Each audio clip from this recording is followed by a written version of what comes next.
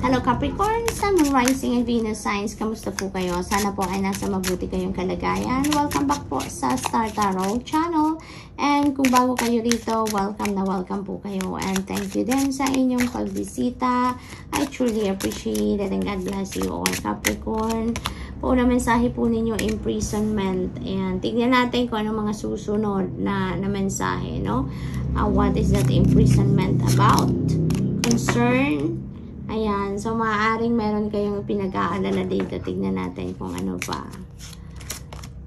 Adjudication.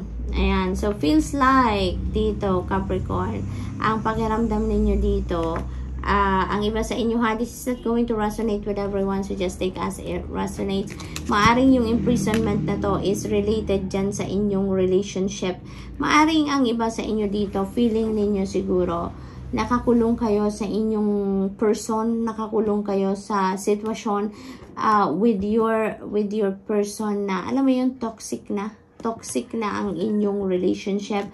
Siguro lagi na lang kayong nag-aaway, siguro hindi na kayo nagkakaintindihan, maaaring nararamdaman ninyo na wala ng love. Alam mo yun, yung parang declining na talaga ang inyong relationship. Wala, yung parang pakiramdam siguro ng iba sa inyo, hindi na kayo makakabawi at hindi na maaayos ang inyong relationship. So, maaring nandun kayo sa sitwasyon na yon at feeling ninyo, kung wala kayong gagawin, you will be there in that situation forever. No, maaring yon ang imprisonment na nararamdaman ninyo kasi maaari din na wala kayong kalayaan din.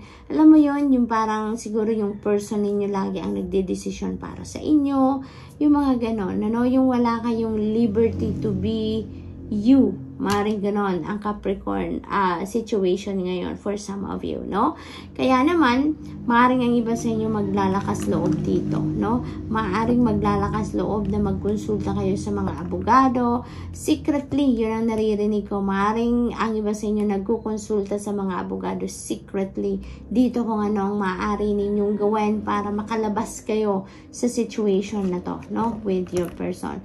Kaya maaaring meron ditong consultation if kung magkikipaghiwalay kayo sa person ninyo, no? Yun ang ganap. Yes, maaari talaga na meron kayong mga consultation dito na ginagawa with other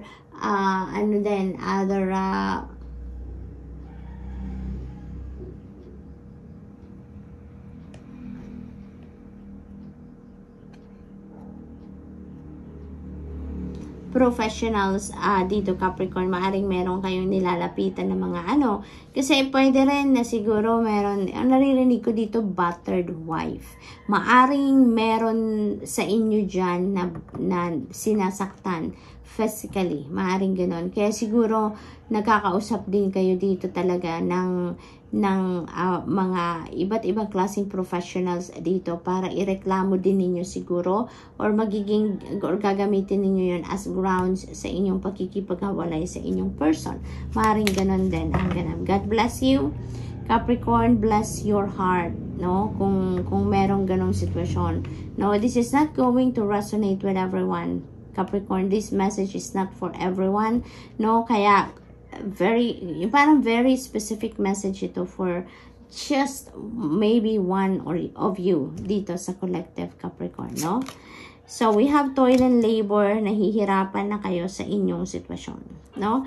Nahihirapan ang iba sa inyo dito. You are worried about your situation dito, Capricorn. So, God bless you talaga.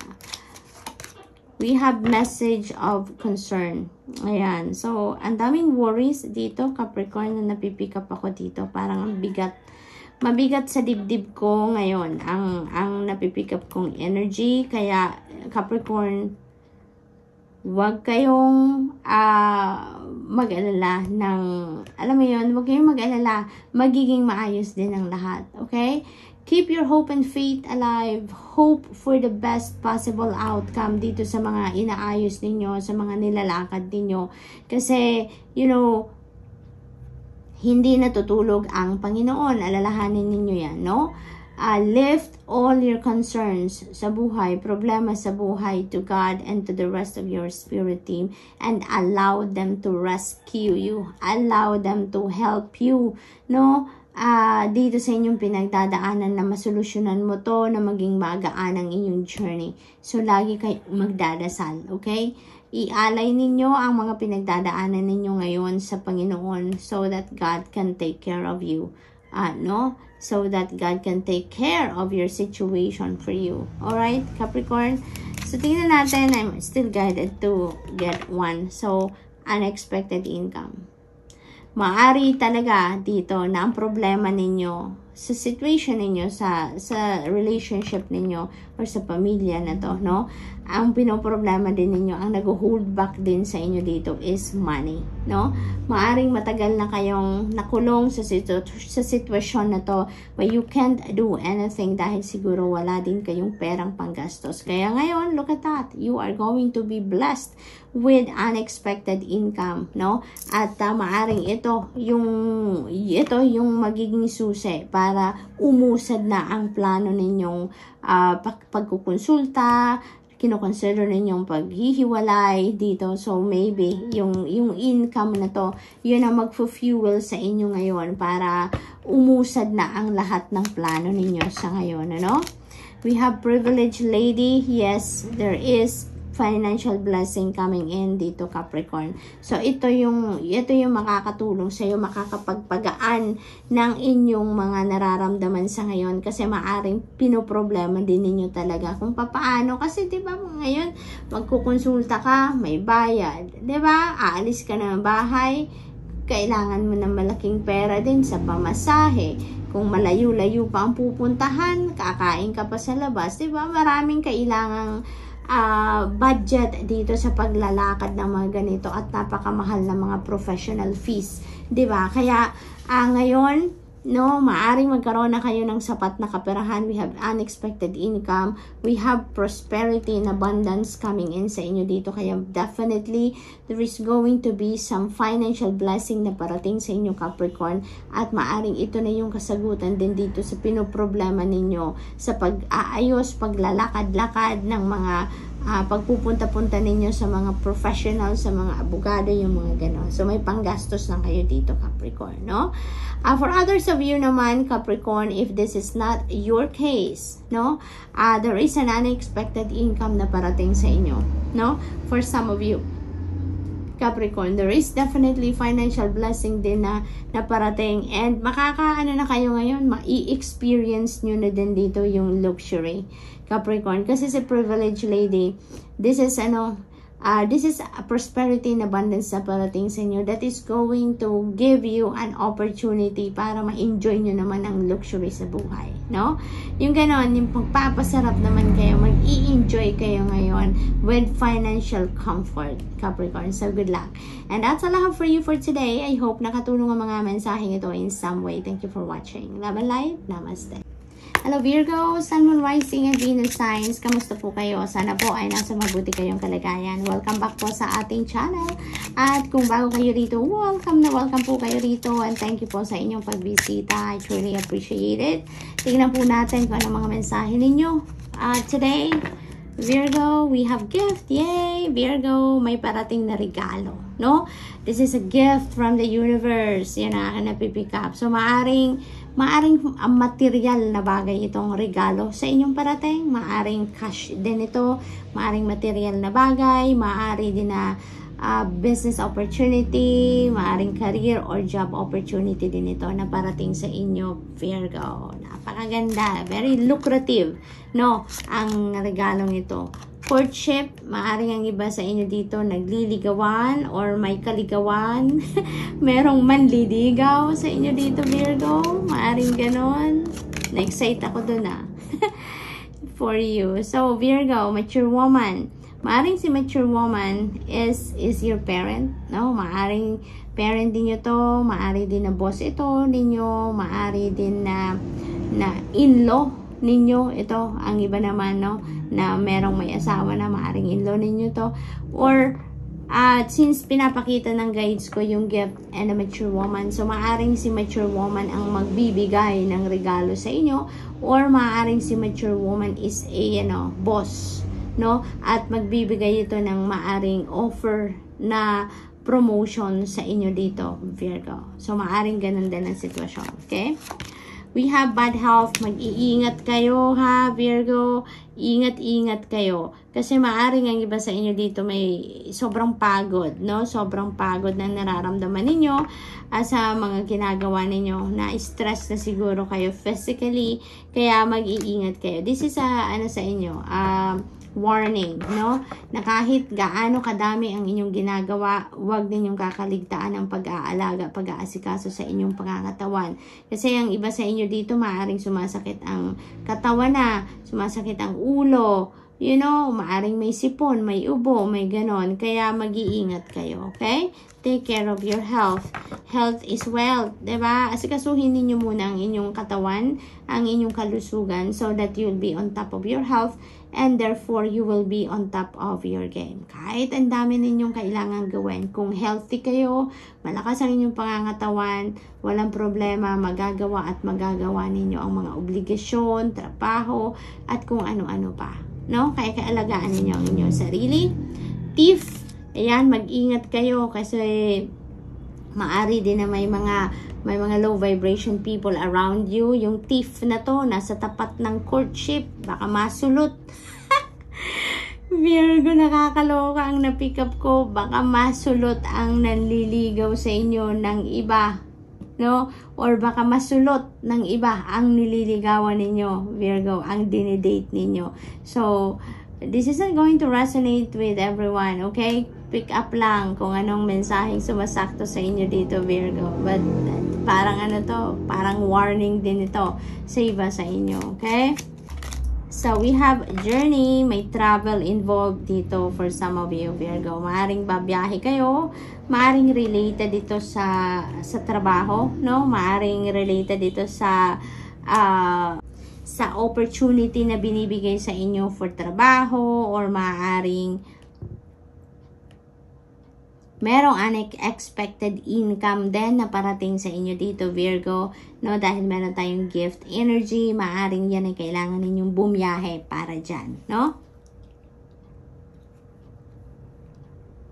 So, good luck, and that's all I have for you for today. I hope nakatulong ang mga mensaheng ito in some way. Thank you for watching. Love and light. Namaste.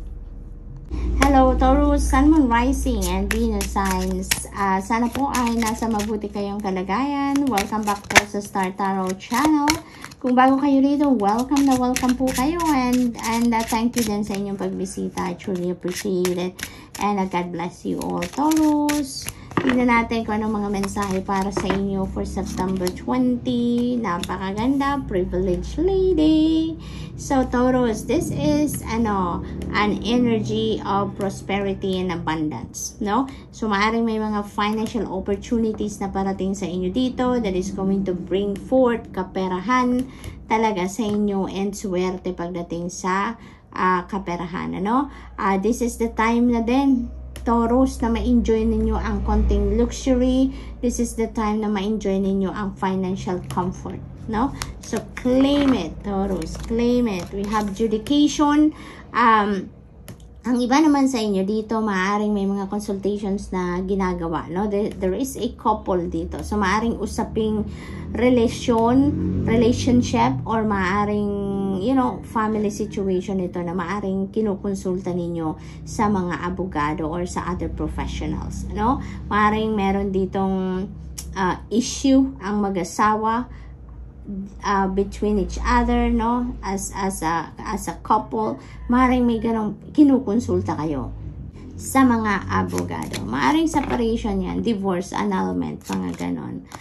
Or maaari din na that is something na kinukonsulta ninyo related sa sitwasyon ng inyong anak. Maaring ganon. Maaring child custody. Dito ang pinaglalaban or pinag-uusapan ninyo dito, no? Maaring meron ng nagkahiwalay talaga dito, and maaring meron kayong away na nagaganap dito kung sino yung magkakaroon ng custody doon sa inyong mga anak. Sa hatian ng oras, or maaaring kiniklaim ng isa sa inyo dito na kayo dapat ang magkaroon ng full custody sa bata. Maaaring yun ang sitwasyon dito, no? Ng iba sa inyo, Taurus. We have courtship. Ayan, so maaring ang iba din sa inyo dito, may kaligawan or may nililigawan or merong dinidate, maaring ganun din ang ganap, maaring yun ang focus din ninyo ngayon.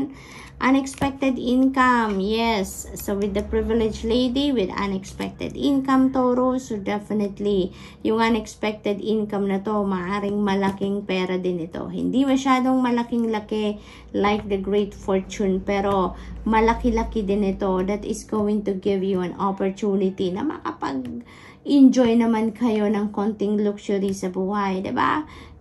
Kasi unexpected to, hindi ito nasa budget ninyo, hindi ito kasama sa regular na budgeting ninyo na alam mo yun, yung fixed income, maaring ganon. So unexpected ito, kaya maybe talagang i-enjoy nyo din ang perang ito, Taurus, no? Maari din na yung unexpected na pera na to will be coming from sa proceedings ng pinaglalaban ninyo sa korte. Maaring this is kaperahan na kailangang bayaran kayo, maaring ito yung perang makukuha ninyo doon sa sa case na pinaglalaban ninyo. Maaring merong desisyon na, no, at kailangang bayaran kayo ng other party. Maaring ganun din ang sitwasyon dito, no? We also have high honor. Ayan. So, merong promotion ang iba sa inyo dito. Maaaring merong financial reward din na ma-receive kayo dito. Merit, yung ganon. Kaya siguro kayo magkakaroon ng unexpected income, no? Kasi mabibigyan kayo dito ng bonus, mabibigyan kayo dito ng financial reward for the job well done, or doon sa kung ano man ang ginawa ninyong excellent job, no? Maaring mabigyan kayo talaga dyan ng malaking pera, no? Bilang pasasalamat sa iyo ng kumpanya or bonus talaga, no? Yung mga ganon. So that is really beautiful. May recognition na kayo ngayong matatanggap. Yung parang yung effort ninyo in the past is paying off sa ngayon dahil mapapansin na yung inyong trabaho din, no? So good luck, and that's all I have for you for today. I hope nakatulong ang mga mensaheng ito in some way. Thank you for watching. Love and light. Namaste.